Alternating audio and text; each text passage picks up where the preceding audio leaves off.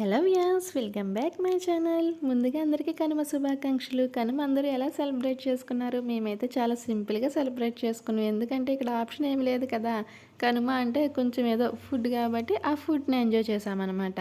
కానీ ఊర్లో అందరూ మాత్రం జాతరలు, తీర్థాలు, సినిమాలు అంటూ ఇక ఊర్ల మీద తిరుగుతూ ఉంటారు కదా. కోడి పందాలకి వెళ్ళేమో బలైపోయిన కోళ్ళని పకోడీలు తినేసి వచ్చేస్తారు. కానీ మాకు ఆ అదృష్టం లేదు కాబట్టి ఇక ఇంట్లోనే చేసుకుంటున్నా.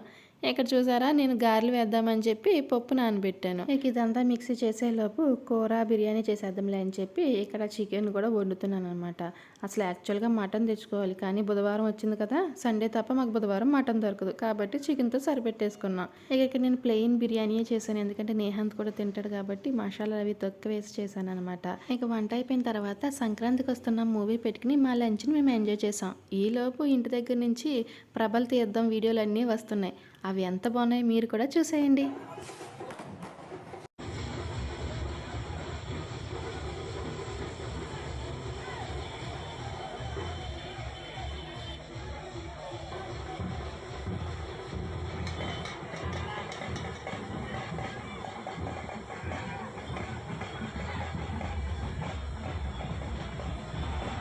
ఇప్పుడు మీరు చూస్తున్న ఈ ప్రబల ఉత్సవం వచ్చేసి ఈస్ట్ గోదావరి మామిడి కుదురులో జరుగుతుందన్నమాట. ఈస్ట్ గోదావరి ప్రబల తీర్థం అయితే చాలా ఫేమస్, చాలా బాగా జరుగుతుంది కదా. అందులో ఇది కూడా ఒక ప్రాంతం అనమాట. ఈ ప్రబల తీర్థం వచ్చేసి కనుమ రోజు చేస్తారు. శివాలయంలో శివుడు ఉత్సవ విగ్రహాన్ని తీసుకుని ఇలా ప్రభగా కట్టి దాన్ని అందంగా అలంకరించి చుట్టూ కూడా మందు కాల్పులకి ఏర్పాటు చేసి గుమ్మడికాయ కొట్టి అలాగే పంతులు గారు పూజలు చేసి ఆ తర్వాత ప్రభ ఊరేగింపుకి మొదలవుతుంది. దాంతోపాటు ప్రజలందరూ కూడా ఆ ఊరేగింపులో పాల్గొంటారు. ఇక ఈ ప్రభను వచ్చేసి ఏటుగొట్టు దాటిస్తారనమాట. అలా చుట్టుపక్కల ఉన్న ప్రాంతాల్లో అన్ని ప్రభలు కూడా ఒక చోటికి చేరుతాయి. ప్రభని చుట్టూ తిప్పుతూ అలాగే ఏటుగట్టు నీటిలోంచి వెళుతూ దాటిస్తారు. ఆ టైంలో ప్రభ మాత్రం చాలా బరువెక్కుతుంది అని చెప్తూ ఉంటారు. ఇక అంత కష్టంతో దాన్ని ఆ పక్కకి ఒడ్డుకు చేర్చి అక్కడ తీర్థం ఏర్పాట్లు చేస్తారు. ప్రతి ప్రభ దగ్గర వాళ్ళకి ఊరికి సంబంధించిన పంతులు గారు అక్కడే ఉంటారు కాబట్టి ఇక ప్రజలంతా కూడా ఎవరి గ్రామానికి చెందిన వారి ప్రభ దగ్గరికి వెళ్ళి పొల్లిస్తారు. నార్మల్గా అయితే ఏదైనా పూజ అయితే గుడికి వెళ్ళి ఎలా పొల్లిస్తామో అలాగే ఇక్కడ ఎలాంటి గుడి ఉండదు, కానీ ప్రభలన్నీ కూడా ఒకే చోట చేరుతాయి. ఎవరి ప్రభ దగ్గరికి వారు వెళ్ళి అరటిపళ్ళు పెట్టి దండం పెట్టుకుంటారనమాట. ఇదంతా కూడా 3-4 దాకా జరుగుతూ ఉంటుంది. ఇక అందరూ పొల్లిచ్చిన తర్వాత మళ్ళీ అదే ఏటుగొట్టును దాటి ఎవరి ప్రాంతానికి వాళ్ళు ఇలా మందు కాల్పులతో ఆ ఉత్సవ విగ్రహాన్ని ఊరేగుతూ తీసుకువెళ్తారు.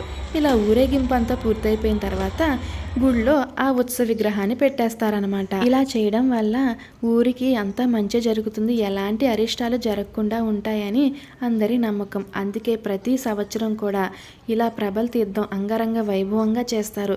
ఇక ఈ పండగకి అందరూ కూడా ఈ తీర్థానికి చుట్టాలను పిలుచుకుంటారు. ఇక ఇక్కడ చుట్టాలు ఎవరూ లేకపోయినా వేరే వేరే ప్రదేశాల నుంచి వచ్చి కూడా ఈ తీర్థాన్ని చూస్తారు. అంత బాగా ప్రబల తీర్థం జరుగుతుంది.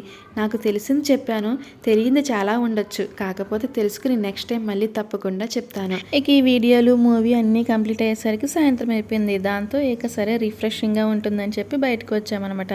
ఎప్పుడు కేఎఫ్సీ ఏం తింటాంలే అని చెప్పి టెస్టల్ చికెన్ ఆర్డర్ చేసాం, చాలా బాగుంది. ఇక నేహాంత్ ఆపడం అయితే చాలా కష్టపడి లోపలికి వెళ్ళిపోతాను అన్నాడు. ఆర్డర్ వచ్చేదాకా కూడా వెయిట్ చేయలేదన్నమాట. ఇక టేక్ అవే కాబట్టి పార్సిల్ తీసుకుని మేము మాల్ లోపలికి వెళ్ళిపోయాం. ఇక్కడ నేహాంత్ అయితే అవి చూడగానే పరిగెట్టుకుంటూ వెళ్ళిపోయి ఎక్కేస్తాడనమాట. మనం ఈ దారి నుంచి కాకుండా ఇంకో దారి నుంచి తీసుకువెళ్దాంలే అనుకున్నా సరే అక్కడ బొమ్మలు ఉంటాయి. ఎటు తిరిగినా సరే చుట్టూ బొమ్మలు దాటుకునే మనం వెళ్ళాలి. కానీ ఈ పిల్లల్ని మనం ఆపలేం, కంట్రోల్ చేయలేం కదా. వాళ్ళ ఇష్టం. ఇంకా వీడు కాయిన్ వేయండి అని అడగట్లేదు, కానీ ఇంకా అలా అయితే ఇంకా సరిపోద్ది అనమాట. మేము కాయిన్ ఎందుకు వేయమంటే వీడు అసలు ఒక్క క్షణం కూర్చోడు, అందులో కూర్చున్నాళ్ళని కాయిన్ వేసేసరికి అక్కడి నుంచి లేచి ఇంకో దానికి వెళ్ళిపోతాడు. అలా 2-3 టైమ్స్ చూసాం, ఇంక తర్వాత నేను చేయడం మానేసామన్నమాట. ఇక ఇక్కడ చూస్తున్నారు ఫ్రంట్కి వచ్చేసరికి ఇక్కడ స్టూడెంట్స్ చేశారనమాట. ఈ ఆట ఇదంతా వేస్టేజ్లతో చేశారు.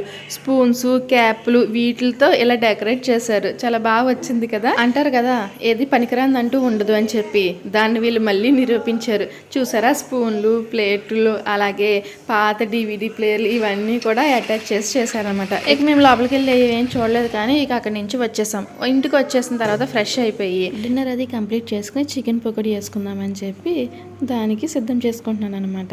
ఈ లోపల నేహాంత్ వచ్చి కెమెరా చూడగానే హాయ్ చెప్తున్నాడు. ఇక వాడిని అలా కాసేపు ఆడించి మ్యారినేట్ చేసుకున్న చికెన్ని ఫ్రై చేశాను అనమాట. చికెన్ పకోడీ అయితే సూపర్ వచ్చింది. అసలు బయట తిన్న టేస్ట్ అనిపించింది అనమాట. చాలా బాగుంది. ఇక అలా మా కాలంని చికెన్ పకోడీతో ఎండ్ చేసాం. Thank you for watching. మరిన్ని మంచి వీడియోస్ కోసం నా ఛానల్ సబ్స్క్రైబ్ చేయండి. See you next video. Bye.